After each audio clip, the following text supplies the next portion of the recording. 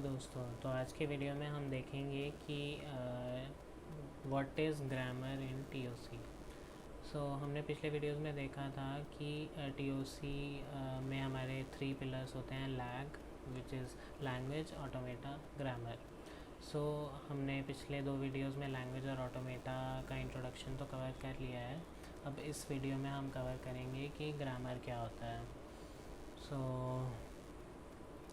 Grammar से हम ये टर्म हमारे काफ़ी फेमिलियर है। हमने इंग्लिश लैंग्वेज पढ़ी है, हमने हिंदी लैंग्वेज पढ़ी है, आपने कोई और लैंग्वेज भी पढ़ी है तो उसमें ग्रामर होती थी, जो कि एक स्टैंडर्ड सेट ऑफ रूल्स थे जिससे हम ये डिसाइड करते थे कि ये लैंग्वेज को कैसे लिखना है, कैसे बोलना है, कैसे पढ़ना है।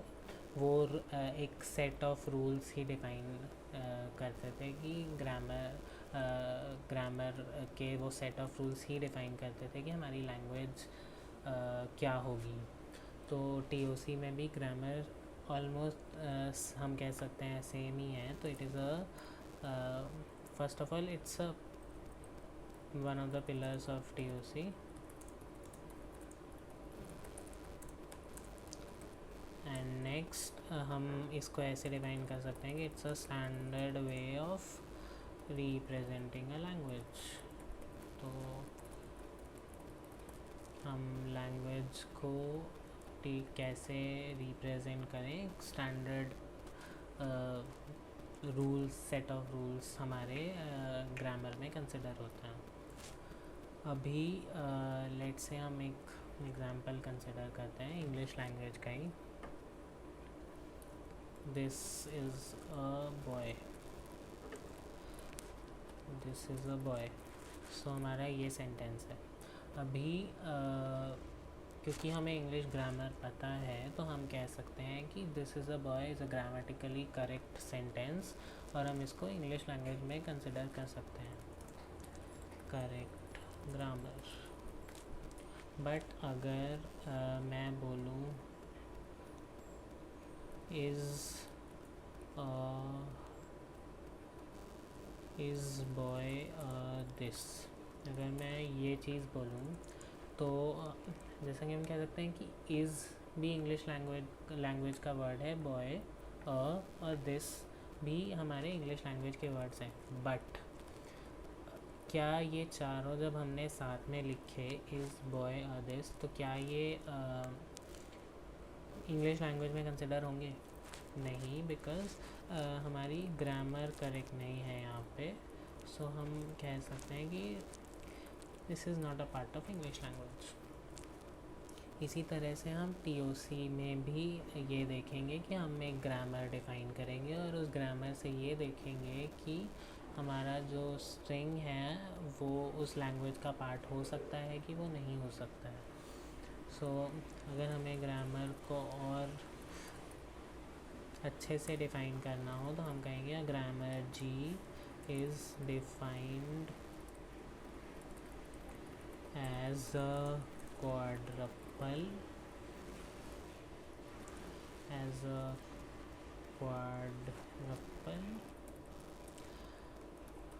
of V T P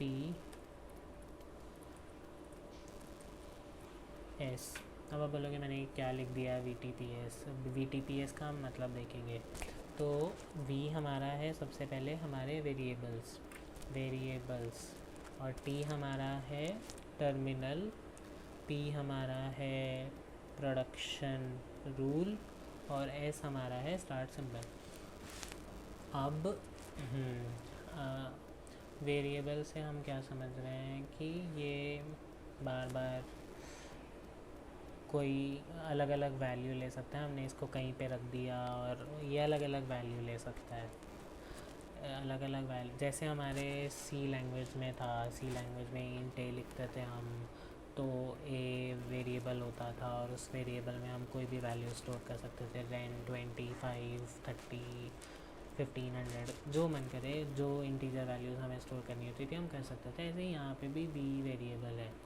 अब ध्यान रखने वाली बात यहाँ पे ये है कि हमारा जो वेरिएबल वी है वो हमेशा कैपिटल लेटर से रिप्रेजेंट होगा, एक अपर केस लेटर से रिप्रेजेंट होगा।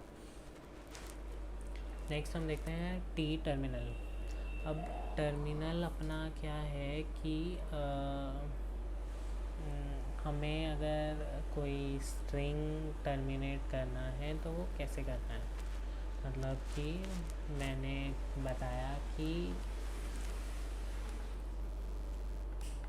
हमारे स्ट्रिंग्स जो हैं वो टर्मिनेट कैसे होंगे हमारे लैंग्वेज में।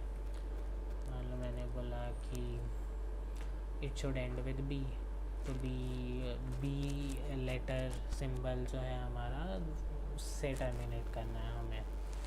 तो एक चीज़ यहाँ पे ध्यान में रखने वाली ये है कि हमारा जो टर्मिनल है वो हमेशा स्मॉल लेटर से रिप्रेजेंट किया जाएगा।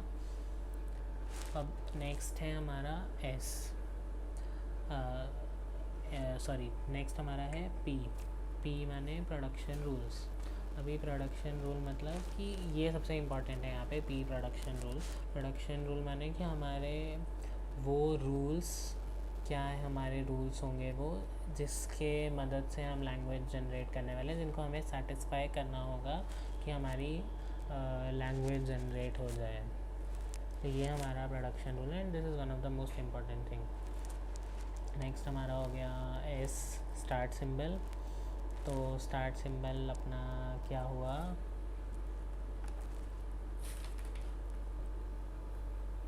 कि हमारा स्ट्रिंग स्टार्ट कहाँ से हो रहा है वो हम उसको बोलेंगे स्टार्ट सिंबल। अब हम देखेंगे कुछ एग्जांपल्स। सो हमारा पहला एग्जांपल है S arrow B S slash epsilon. इसका क्या मतलब है कि हमारा स्टार्ट सिंबल एस है और हमारा स्टार्ट सिंबल एस, जिसका मतलब हम लेटर बी से स्टार्ट करेंगे अपने स्ट्रिंग को। इस लैंग्वेज में जो हमारे स्ट्रिंग होंगे वो लेटर बी से स्टार्ट होंगे और एस, यहाँ पे ये एस कैपिटल है, इसका मतलब कि ये वेरिएबल, यहाँ पे कोई वेरिएबल आएगा और अपना ये इप्सिलॉन या तो हम इप्सिलॉन रख सकते हैं यहाँ पे। तो इसका क्या मतलब हुआ कि जब भी हम लैंग्वेज जनरेट करेंगे हमें क्या करना होगा, हम ये एस जो हमारा वेरिएबल है इसमें हमें कोई वैल्यू पुट करना होता है। वेरिएबल में कोई वैल्यू होती है तभी वो आगे कुछ जनरेट करता है। वेरिएबल है तो इसमें भी कुछ हम वैल्यू रखेंगे। तो एस की दो वैल्यूज़ हो सकती है हमारे यहाँ पे। एक वैल्यू अपनी होगी ये, हम या तो एस में बी एस रख सकते हैं या तो हम एस में रख सकते हैं अपना ये इप्सिलॉन। ये जो हमने यहाँ पे इप्सिलॉन लिखा है हम इसको रख सकते हैं यहाँ पे। सो एस में हमेशा यही दोनों चीज़ें आएंगी, ये याद रखना है। अब हम क्या लैंग्वेज में क्या क्या स्ट्रिंग्स रख सकते हैं, बी रख सकते हैं। हमने मान लो बी एस किया कंसिडर। जब बी एस है तो हम एस में क्या रख सकते हैं, इप्सिलॉन रख सकते हैं या तो बी एस रख सकते हैं। अगर हमने इप्सिलॉन रखा तो हमारे यहाँ पे ये बी जनरेट हो गया, क्योंकि इप्सिलॉन इज़ नल स्ट्रिंग और नल स्ट्रिंग है तो मतलब वो कुछ नहीं है, तो बी, ये बी इप्सिलॉन माने कि बी हो गया। अभी नेक्स्ट मान लो हमने बी एस, हमारा बी एस था, उस एस में हमने रख दिया वापस से बी एस। ओके, हमारा बी एस था, हमने उस एस में हमने रखा बी एस। ओके, हमने इस एस में बी एस रख दिया।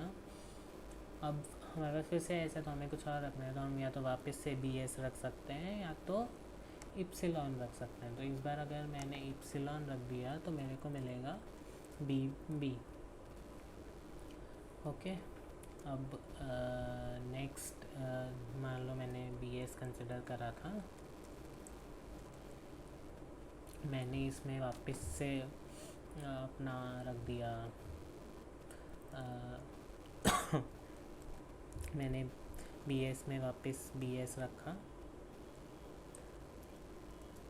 अब मैंने यहाँ पे एस में बीएस रख दिया है। फिर मैंने फिर इस एस में बीएस रख दिया है, तो 2 भी यहाँ से थे और इस एस में मैंने फिर से बीएस रख दिया। अभी मेरे पास 3 भी हो गए।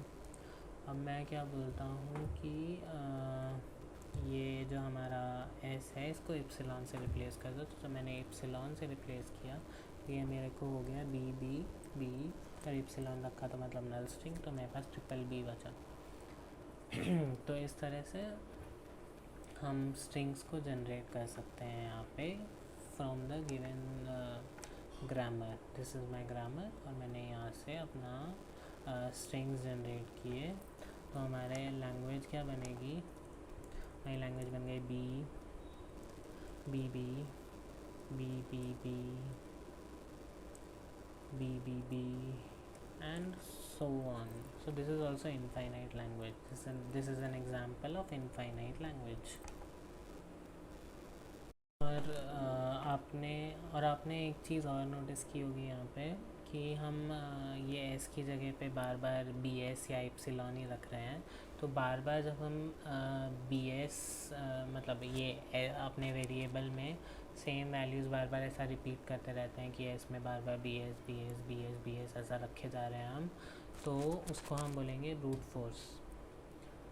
तो आज के वीडियो में हमने देखा कि ग्रामर क्या होता है, it is one of the pillars of TOC, और उसका डेफिनेशन देखा कि उसको we T P S quadruple से रिप्रेजेंट कर सकते हैं। हमने देखा कि वी टी पी एस का मतलब क्या होता है। तो हमारा वी था हमारा वेरिएबल, टी था हमारा टर्मिनल, पी था हमारा प्रोडक्शन रूल, और एस था हमारा स्टार्ट सिंबल। तो हमने ये 4 चीज़ें देखी, और हमने एक एग्जांपल कवर किया ग्रामर का कि अगर हमें ग्रामर दी हो तो हम उससे कैसे स्ट्रिंग्स जनरेट करके उन स्ट्रिंग से एक लैंग्वेज जनरेट कर सकते हैं। तो आज की वीडियो के लिए इतना ही, और मिलते हैं अगले वीडियो में।